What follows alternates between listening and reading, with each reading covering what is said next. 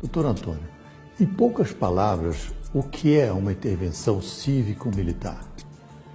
É uma ação política direta da nação quando os instrumentos políticos representativos não estão funcionando.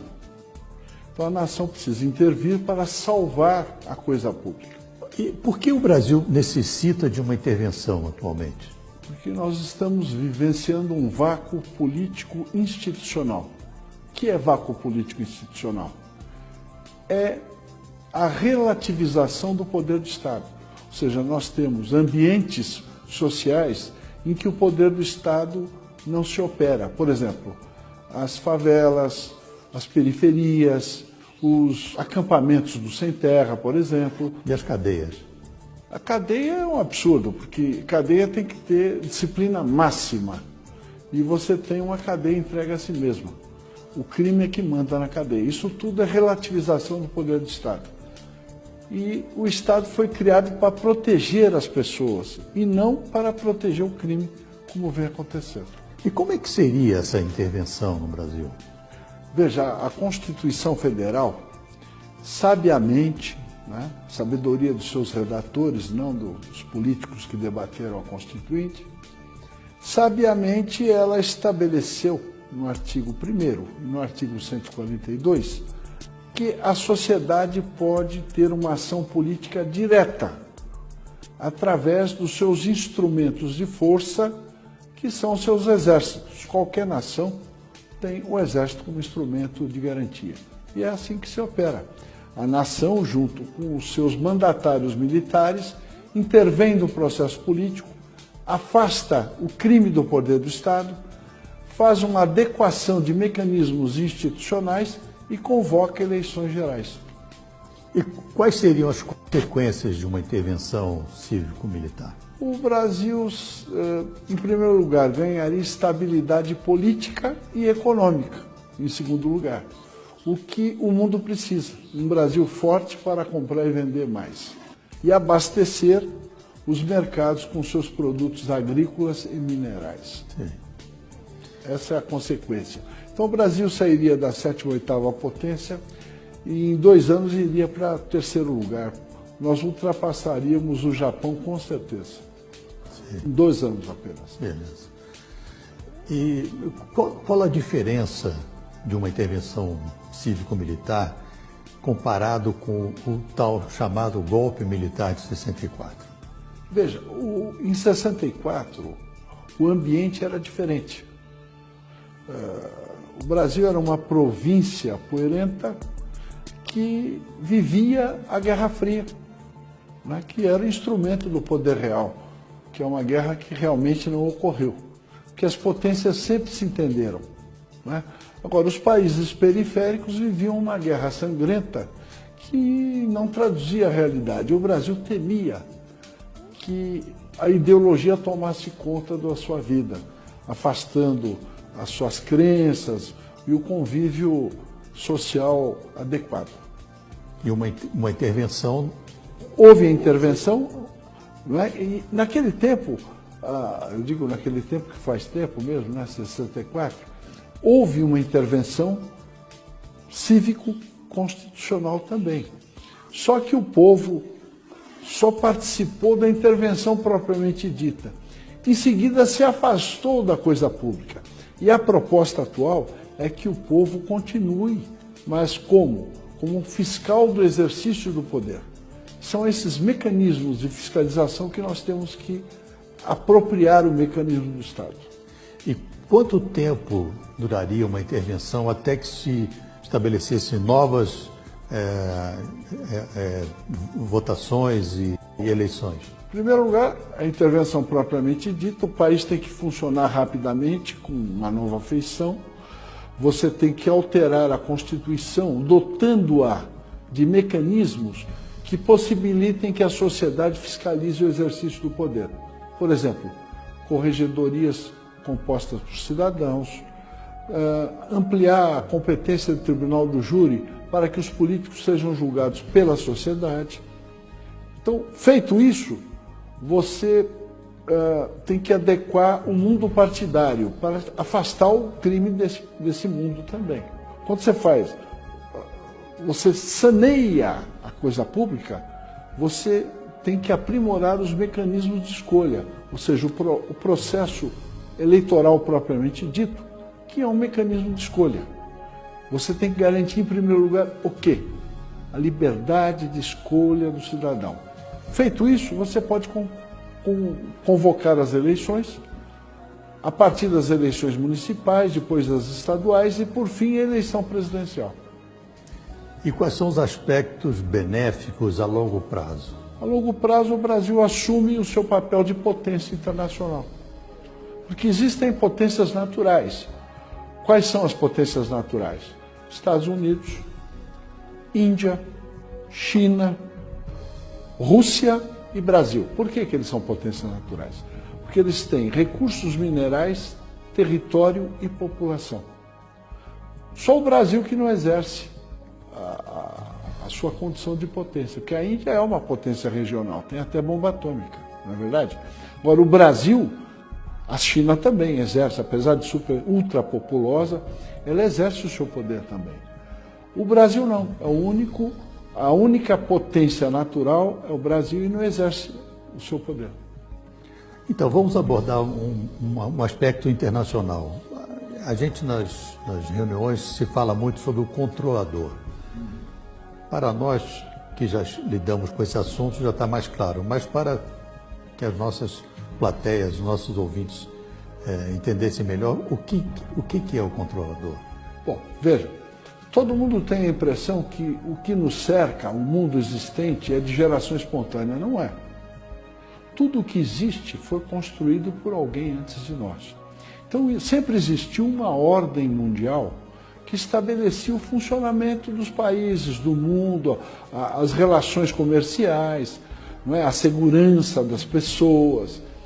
E toda ordem pressupõe comando. Então sempre existiu um comando das potências mundiais. O Império Romano tinha seu controle sobre as províncias e o Império Britânico continua tendo. Eu digo Império Britânico, soa algo meio antigo, mas não é. O Império Britânico continua exercendo o seu poder plenamente. Ele só deixou de ser colonizador direto. Ele exerce o poder sobre a técnica de governo indireto. Quem manda no mundo são as monarquias europeias no poder. O controlador financeiro, o controller financeiro das potências monárquicas europeias é o Banco Rothschild & Sons, que controla a economia e a política mundiais através do sistema financeiro internacional. Ele verticaliza a produção de minérios, por exemplo. A General Electric ela não vende turbina, ela vende minério com valor agregado na turbina, que são milhares de vezes o valor do minério. Então é um sistema verticalizado que garante o poder das monarquias europeias.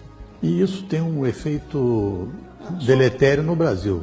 Não, é deletério no mundo. Só para exemplificar, o Fed, que é o Banco Central americano, não é um organismo estatal, é um banco, é um pool de bancos coordenados pelo Rothschild & Sons.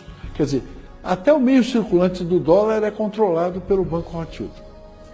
E no Brasil, quem são os seguidores do... A classe política, porque você tem o controlador, os agentes conscientes e os idiotas que acham que sabem alguma coisa, que são os agentes inconscientes, aquele tipo, eu sou da paz, sou pelo desarmamento e o problema indígena.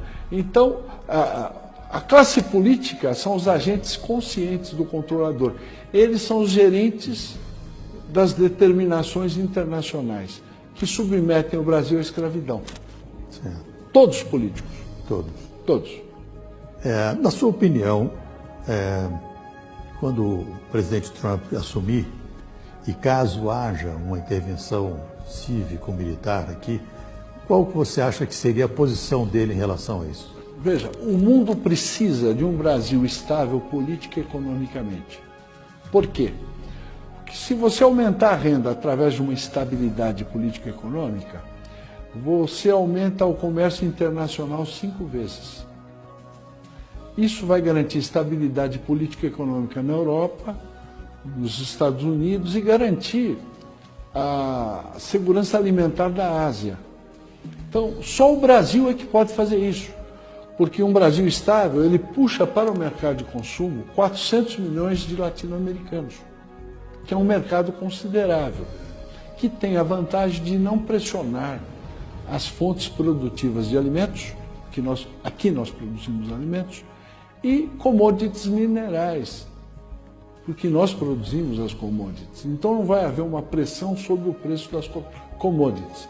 Agora, o Trump foi uma reação do povo americano contra o controlador. Por quê? Porque o Fed manda nas finanças americanas. E quem manda no Fed é o controlador. Então, nessa medida, os Estados Unidos, quando elegeram o Trump, eles estão procurando a autodeterminação. Lá foi possível pelo processo de escolha eleitoral, porque o processo é adequado. Agora, o nosso processo de escolha, nosso mecanismo de escolha eleitoral é inadequado, é só para o crime ganhar. Então, é impossível você autodeterminar o Brasil através do processo político partidário. É por isso que nós temos que intervir nesse processo e garantir que o Brasil seja uma potência a curto prazo. Eu sei que o assunto nióbio é muito extenso, mas se a gente fizesse um resumo do qual seria a vantagem de uma intervenção militar na questão do nióbio. Bom, o nióbio é um dos principais minérios do mundo moderno, não é verdade? Mas o Brasil produz outros minérios, tem reservas minerais estratégicas de praticamente todos os minérios dos quais o primeiro mundo é dependente. Chega até a 100%. Nióbio, o primeiro mundo todo é dependente 100%. E outros minérios também, terras raras. De sorte que o Brasil perde por dia em contrabando e subfaturamento de exportações de minérios estratégicos, $1 bilhão por dia. Né? Só em nióbio nós perdemos $100 bilhões por ano. Só para fazer uma comparação, o ano passado a União arrecadou em imposto de renda à pessoa física, descontado na fonte, 139 bilhões de reais. Só em nióbio nós perdemos $100 bilhões, o equivalente a quase 3 vezes o que ele arrecada com o imposto de renda. Então, se você estancar a sangria das receitas com exportações de minérios, você vai reduzir os impostos a menos de 30% do que você paga hoje. Com imposto único, você passa a pagar 17% ao ano. Com a malha tributária de hoje é 36%. Mas dependendo da faixa salarial é muito mais. Porque, por exemplo, quem ganha R$10 mil paga 30% de imposto de renda, fica 7%. Desconta INSS e outras coisas, o sujeito leva 6 mil para casa. Só que do que ele consome, 50% é imposto. Então ele ganha 10 e fica com 3. Na realidade, quem ganha R$10 mil, que é uma classe média forte, ele paga 70% de impostos, o que é um absurdo. Isso é escravidão. Né? Porque o escravo, acho que ele tinha garantia de teto, garantia de comida e de roupa e de saúde. Que o patrão dele queria que ele tivesse saúde para trabalhar. Nós não temos garantia de nada disso e pagamos 70% de impostos. É um absurdo. Não, isso é escravidão. Total. Né? Você trabalhar à custa de comida é escravidão. Né? Eles falam tanto de escravidão do homem pelo homem. No Brasil, o governo escraviza o povo. Como é que é? Nós temos que estender a lei áurea para o terceiro milênio. Com certeza. Eu espero que, com suas palavras, o seu pensamento, a gente possa mobilizar cada vez mais pessoas e que, conscientemente, saibam o que é uma intervenção cívico-militar para o bem do Brasil e não para uma casta. Eu não diria que seria cívico-militar, porque o setor militar é mero instrumento da sociedade. Então a intervenção é da sociedade. Certo. O Império Romano já tinha isso. Agora, eu quero ressaltar o seguinte, que Eu simplesmente estou descrevendo fatos. Eu não estou inventando nada, nem dando uma nova receita. São fatos que eu descrevo, é análise dos fatos, né?